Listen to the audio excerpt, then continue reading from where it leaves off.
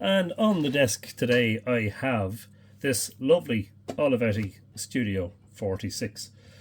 A recent arrival here at the Mythical Ireland office. It is in very good condition. It's got a few little scuffs and marks, but by and large very clean. And that's partly because it came with a dust cover, so the Olivetti dust cover that keeps the typewriter covered and dust free, and that goes into a plastic case, so it's protected from. There's hardly a speck of dust in the inside of it. Anyway, it is a nice little typewriter. It's got an Elite typeface. It's actually, I think, either very similar to or identical to the Olivetti Valentine, the red typewriter. There's a video on my YouTube channel about that. Pardon me. Yeah, nice machine. So it is. It's not a standard, and it's not a real portable. I suppose it's a slightly larger portable machine. Dates from the 70s, but I haven't been able to ascertain the exact year. The serial number is 2723163, and I did look at Ted Monk's typewriter database and couldn't get an exact match. It's 1970 question mark. I think it might be mid-70s, but I really don't know. Anyway, it was made in Barcelona, in Spain. Of course, Olivetti is an Italian typewriter manufacturer. I'll just briefly talk you through the features very quickly. There's the paper support, comes up at the back there. That's intact. That's always a good sign. Some typewriters, older typewriters, they break off or they're missing.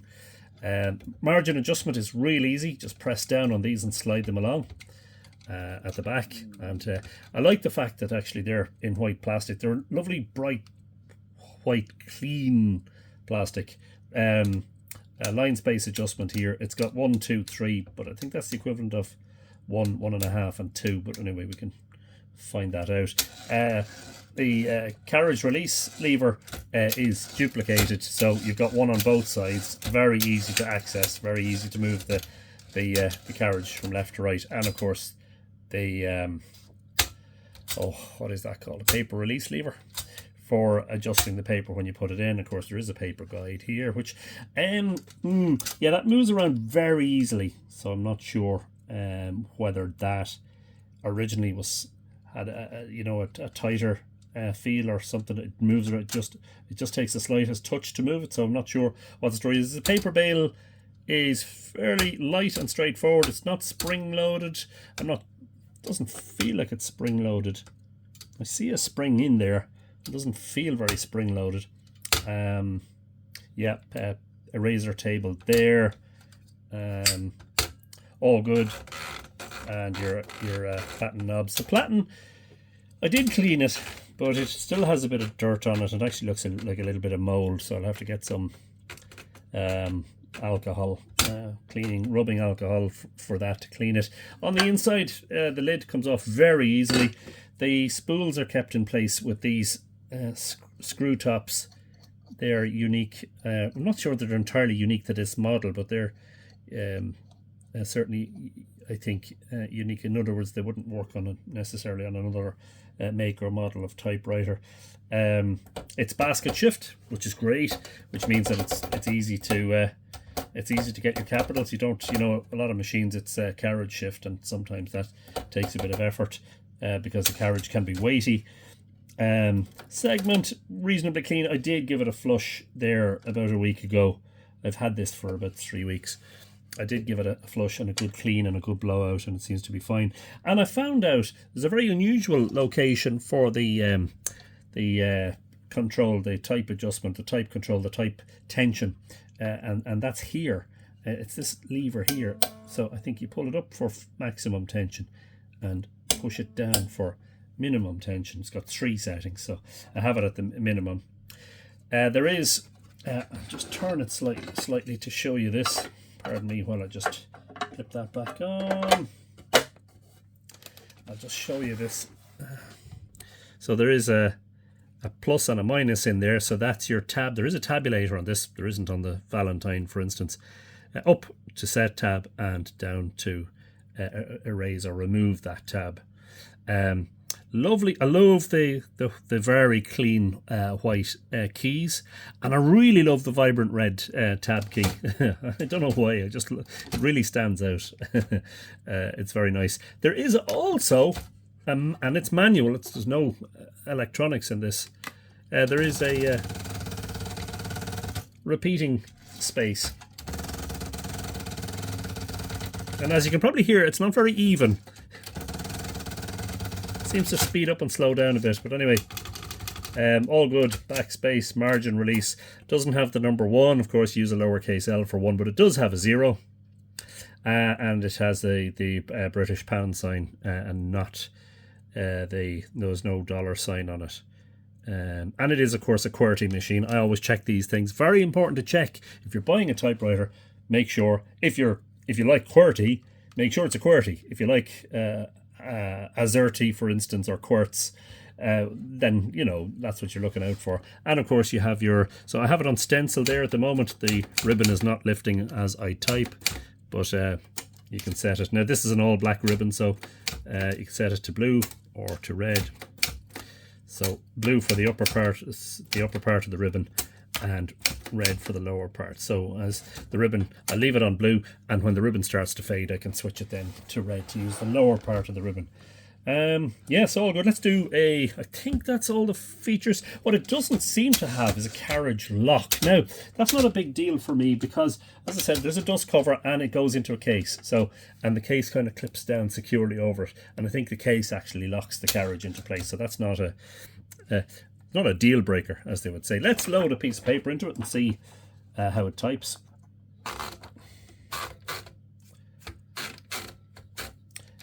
That's pretty good, but not exactly spot on, so we'll just make a slight adjustment there. There we go. Oh, I didn't mean to do that. Yes, and we'll do the usual. Oh, that margin's probably a bit too close to the edge, so let's move it in a bit. Yeah. And where is the end margin? Oh, it's off the edge of the paper. We don't need that either. We'll bring it in somewhat. Okay, let's do the usual. The quick brown fox jumps over the lazy dog. Or if you like another, what's that called? A pangram, isn't it? A sentence that uses every letter of the alphabet. If you like, this is a really cool one. Sphinx of black quartz, judge my vow. Sphinx of black quartz, judge my vow. Now this is, because I've put a new ribbon in it, it is very inky and it's producing a very dark imprint.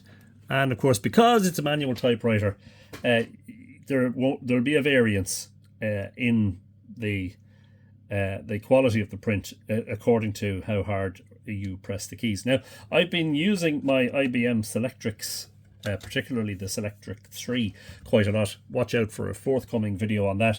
I've been using the Selectrix 3 quite a lot lately, so I'm totally spoiled because now I'm realizing that, first of all, the keyboard of the Studio 46 being so layered, so stepped, I have to concentrate more, and I'm finding it harder to maintain accuracy.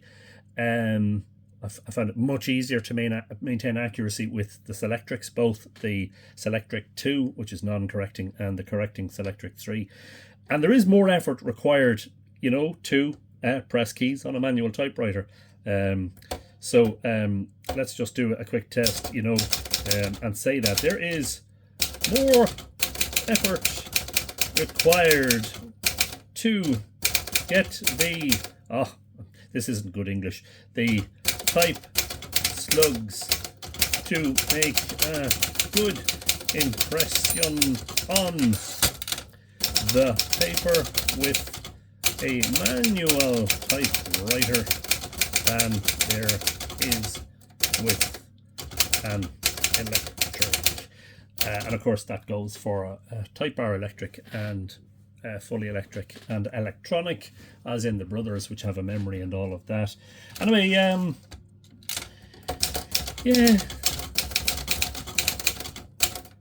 it's a joy to use. and looks and feels great. Yeah, a nice addition to the lineup,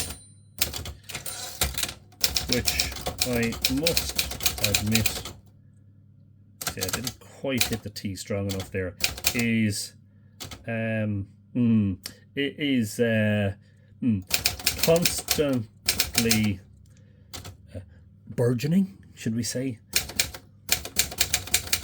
or in plain English, constantly growing or expanding. I don't know, but anyway, I need room. That's what it. I need room for all these. So that is short and sweet. Let me just give you a quick look at the quality of the type from that.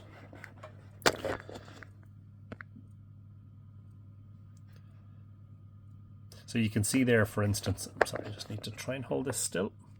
See there, for instance, the ARTZ of quartz. I must have typed a little bit heavier, and you can see the quick brown fox is a little bit lighter, you know. But yeah, that's the Olivetti Studio 46, and I've seen it said that it looks like something from the Jetsons, you know. It has that real sort of 1960s, 1970s cool kind of look about it. I like it anyway. I like the design of it. I really like the look of it and the feel of it. It's quite nice. You can see there's a mark there on the casing, and a mark there which may be from where the plastic case comes down and keeps it in place. And there's only just the tiniest bit of grime on one or two of the keys.